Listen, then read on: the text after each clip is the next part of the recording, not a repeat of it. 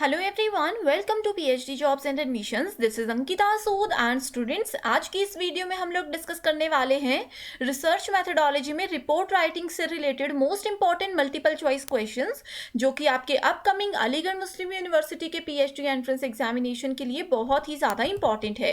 तो स्टूडेंट्स, जिस तरह के क्वेश्चंस आज इस वीडियो में मैं आप लोगों को बताने वाली हूँ, एग्जाम में इसी तरह के क्वेश्चन पूछे जाते हैं एंड बहुत बार ये होता है कि एज इट इज क्वेश्चन भी पूछे जाते हैं। तो अच्छे से इस वीडियो को ज़रूर देखिएगा एंड मैं आप लोगों को इस वीडियो लेक्चर सीरीज़ का एक बेनिफिट बताती हूँ। वो ये है कि अगर आप लोगों को रिसर्च मेथोडोलॉजी का बिल्कुल भी आइडिया नहीं है, अभी तक आपको नहीं पता कि क्या है, किस तरह के क्वेश्चंस आते हैं, तो इन वीडियो लेक्चर सीरीज से एक तो आप लोगों को एमसीक्यूज की हेल्प से सारे के सारे कॉन्सेप्ट्स क्लियर हो जाएंगे, क्योंकि मैं आप लोगों के लिए टॉपिक वाइज एमसीक्यूज लेकर आती हूँ एंड साथ ही आप लोगों को एक आइडिया भी हो जाएगा कि किस तरह से क्वेश्चंस एग्जाम में पूछे जाते हैं एंड कैसे हम उनको सॉल्व कर सकते हैं। तो अच्छे से इन वीडियो लेक्चर सीरीज को ज़रूर देखिएगा, ये बिल्कुल गारंटीड क्वेश्चंस हैं। इसी के साथ स्टूडेंट्स, आप सभी को पता ही होगा कि एंट्रेंस एग्जाम का शेड्यूल रिलीज हो चुका है। अगर आप लोगों को अभी तक नहीं पता कि आप लोगों का एग्जाम एग्जैक्टली कौन सी डेट में होने वाला है, तो एक वीडियो का लिंक मैं डिस्क्रिप्शन बॉक्स में ऐड कर दूंगी। आप लोग उस वीडियो को देख करके अपना एंट्रेंस एग्जाम का डेट चेक कर सकते हो, ठीक है। इसी के साथ स्टूडेंट्स, आप सभी को ये भी पता होगा कि पीएचडी एंट्रेंस एग्जामिनेशन में आपके पेपर पैटर्न को 2 सेक्शंस में डिवाइड किया जाएगा, that is section A and section B.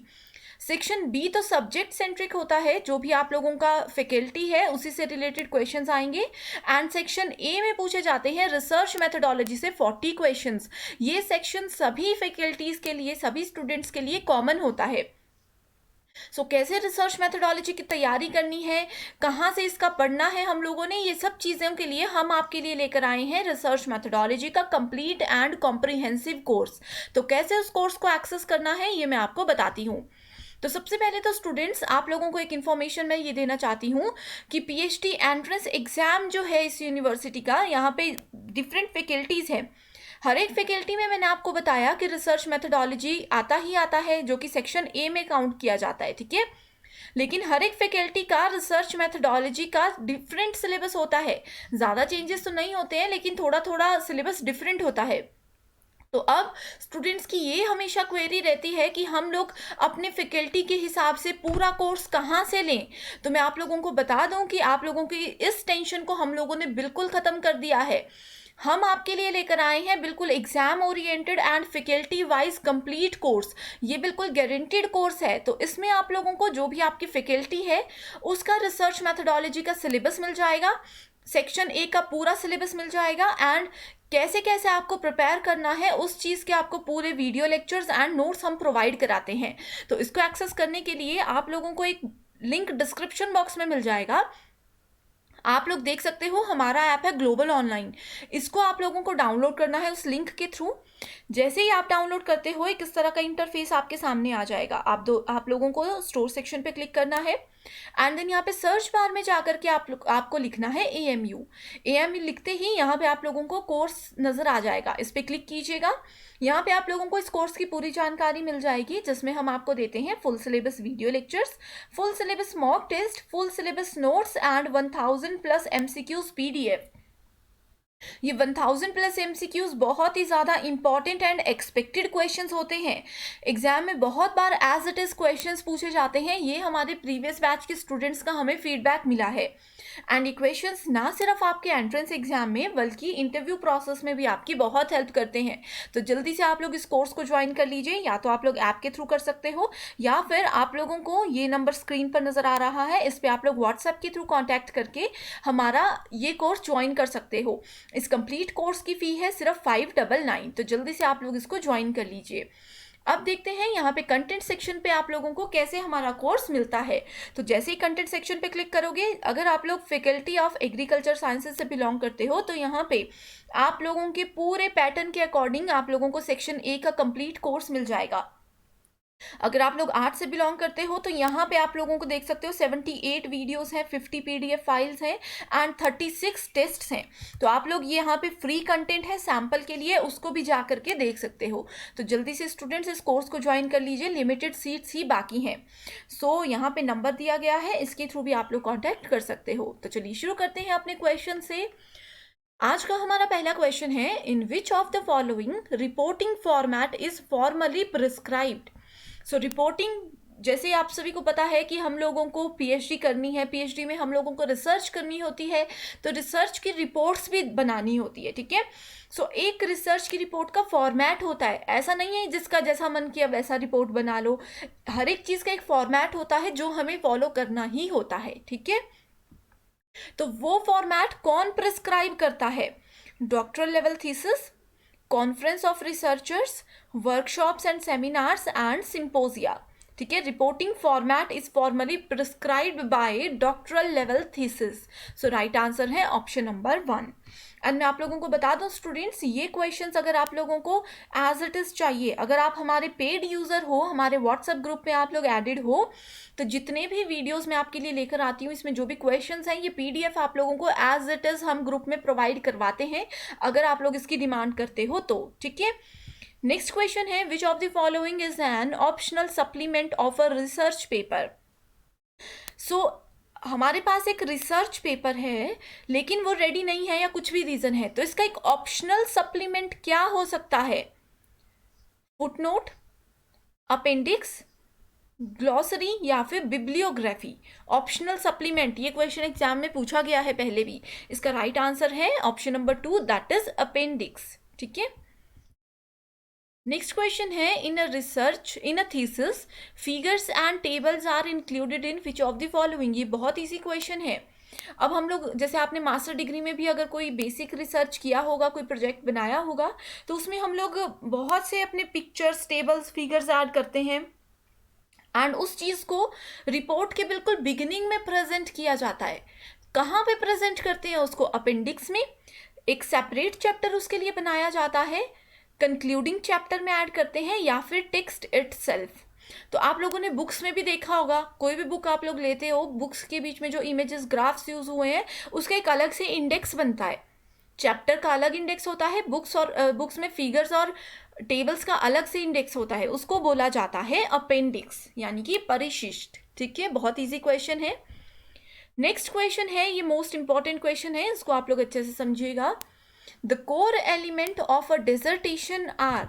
So dissertation क्या होता है, सबसे पहले आपको ये बताती हूँ। जो थीसिस हम लोग बोल रहे हैं ना, रिसर्च में हम लोगों को थीसिस लिखनी होती है, थीसिस को ही डिसर्टेशन बोलते हैं, ठीक है। सो एंड इसी के बेसिस पे स्टूडेंट्स एक लास्ट में मैं क्वेश्चन ऐड करने वाली हूँ, जिसका आंसर आप मुझे कमेंट करके ज़रूर बताओगे। अगर ये क्वेश्चन आप अच्छे से समझते हो तो उसका आंसर आप इजीली दे सकते हो, ठीक है। सो कोर एलिमेंट कौन से हैं थीसिस के? Introduction, data collection, data analysis, conclusion and recommendations, ठीक है। दूसरा देख लो, यहाँ पे आप लोग ऑप्शंस देख सकते हो। तो एक चीज़ तो मैं आप लोगों को ये बताना चाहती हूँ कि हर एक चीज़ में इंट्रोडक्शन तो होगा ही होगा, कंक्लूजन एंड रिकमेंडेशन भी हर एक चीज़ में होगा ही होगा। तो ये दो ऑप्शंस जो है, इनमें ये दोनों चीज़ें हैं ही नहीं, तो इसको तो हम पहले ही एलिमिनेट कर देंगे। अब बात आती है option number 1 and option number 4 की। तो दोनों में ही इंट्रोडक्शन भी है, दोनों में ही डिस्कशन एंड कंक्लूजन भी है। अब बात करते हैं कि हमें डेटा कलेक्शन इंपॉर्टेंट है, एनालिसिस इंपॉर्टेंट है, या फिर लिटरेचर का रिव्यू, या फिर रिसर्च के क्या मेथड हमने यूज़ किए हैं, ये इंपॉर्टेंट है। सो इसमें राइट आंसर है ऑप्शन नंबर 1। हमें अपने थीसिस में, अपने डिसर्टेशन में ये नहीं बताना होता है कि हमने रिसर्च में कौन सा मेथड यूज़ किया है, ये हमें बताना होता है कि हमने क्या डेटा कलेक्ट किया है, लोगों के उस चीज़ पे क्या रिव्यूज़ है। मान लीजिए हम सोशल वर्क, इसका एक एग्जांपल मैं बताती हूँ। मान लीजिए हम सोशल वर्क पे कुछ रिसर्च कर रहे हैं, ठीक है। यहाँ पे हमें पब्लिक रिव्यूज़ लेने हैं, तो लोगों ने क्या बोला, मान लीजिए किसी पर्टिकुलर चीज़ पे मेल्स का क्या कहना है, फीमेल्स का क्या कहना है, वो हमने किया डेटा कलेक्ट, ठीक है। ये आ गया डेटा कलेक्शन के अंदर।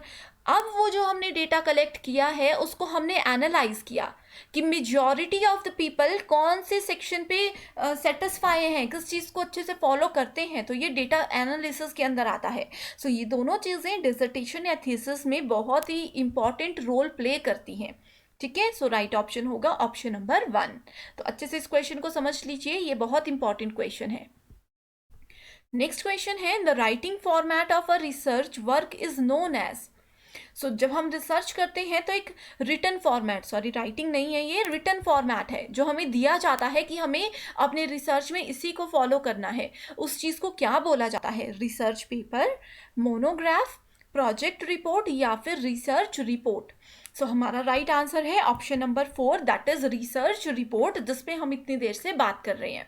ठीक है, रिसर्च रिपोर्ट एक रिटन फॉर्मेट होता है जो कि सभी पीएचडी स्कॉलर्स को दिया जाता है कि आप लोग इसी फॉर्मेट को फॉलो करके अपना थीसिस बनाइएगा। ये फॉन्ट साइज होना चाहिए, इस तरह से अलाइनमेंट होनी चाहिए।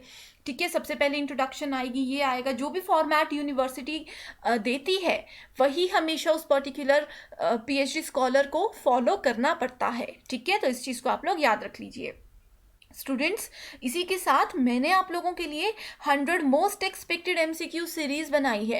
अगर आप लोगों ने वो 100 क्वेश्चंस अभी तक नहीं देखे हैं तो मैं आप लोगों को डिस्क्रिप्शन बॉक्स में लिंक ऐड कर दूंगी, आप लोग उस वीडियो को ज़रूर देखिएगा। ये 100 questions most expected and most repeated questions हैं एंड इनकी हेल्प से आप लोगों के बहुत से रिसर्च मेथोडोलॉजी के कॉन्सेप्ट्स क्लियर हो जाएंगे। तो जल्दी से आप लोग उस वीडियो को भी देख सकते हो। अब बात करते हैं एक्सरसाइज क्वेश्चन की, जिसका आंसर आप मुझे कमेंट करके बताओगे।